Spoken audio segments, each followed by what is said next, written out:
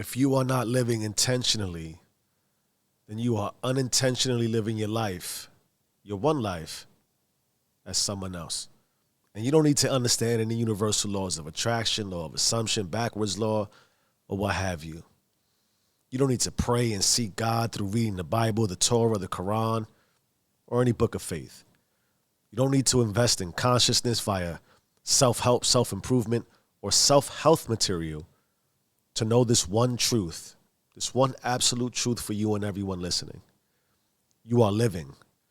And since you are living, and regardless of your level of wisdom or ignorance, you are already following all universal law, faith, and conscious life improvement possibilities. The only question and the point here is whether it's intentional or unintentional, because your life is happening. And as your life is happening, the only truth you need outside of all the wisdom that the before mentioned possibilities I mentioned at the start offer is that we all have an environment. And that environment is speaking to us all day, even while we sleep. And when I say environment, because of how we are built and trained, it's likely the first place your mind went is to your external environment, what you can see, which we seem to naturally focus so highly on because it's so obvious and most influential. And part of that external environment, which is not just the physical environment we live and rest in, but it's also media, entertainment, news, etc. That environment is intentionally promoted to us at most at a 5th grade level, which is like stop and consider that. And this is, again, super persistent and highly influential, which then, if you live unintentionally, creates, persists, and influences our internal environment, which is how you think, how you feel, and how you behave, which is ultimately how you identify in life, and subsequently how you are identified by life as it speaks back to you.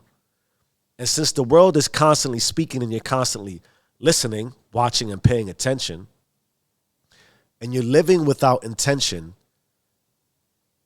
then you're walking around with someone else's agenda in your mind.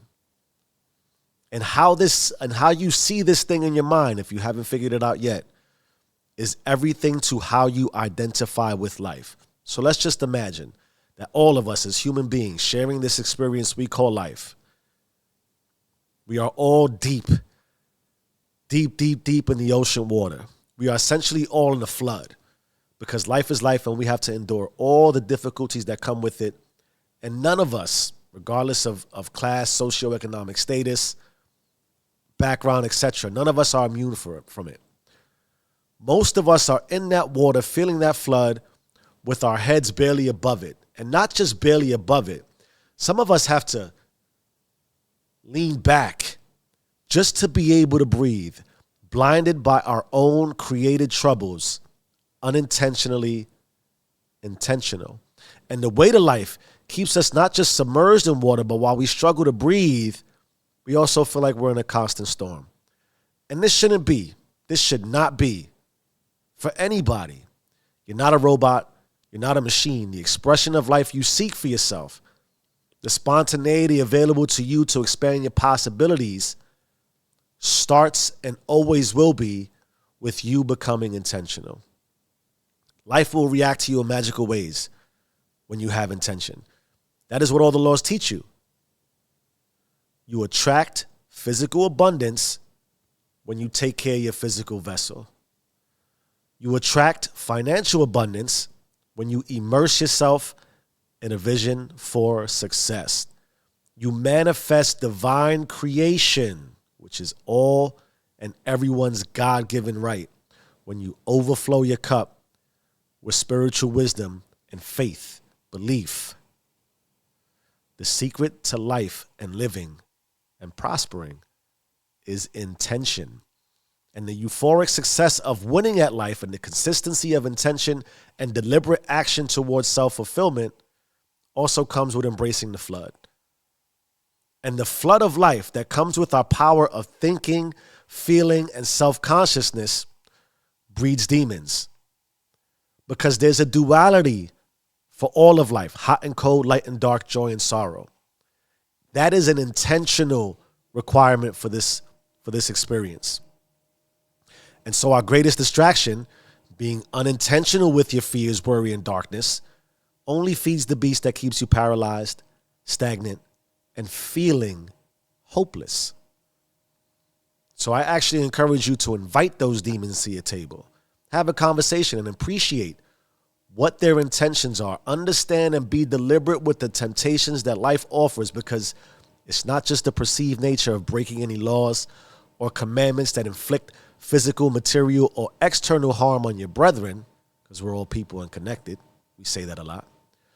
Rather, it's the unintentional, internal existence that creates a self-image, an energy force of negligence that forces us to manifest hate by judging, critiquing, and envying our brethren who are in the same flood as us.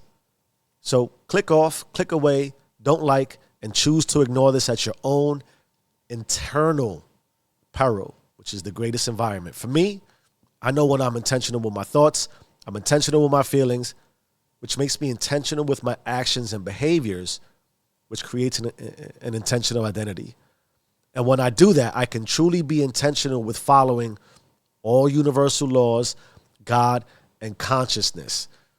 By truly letting go, truly embracing acceptance, and embracing the intended spontaneity that life offers all of us. Because living intentionally allows you to be best prepared for the truly unintentional that happens to all of us in life. Change your mind, change your life. I am who I say I am. Stay rich.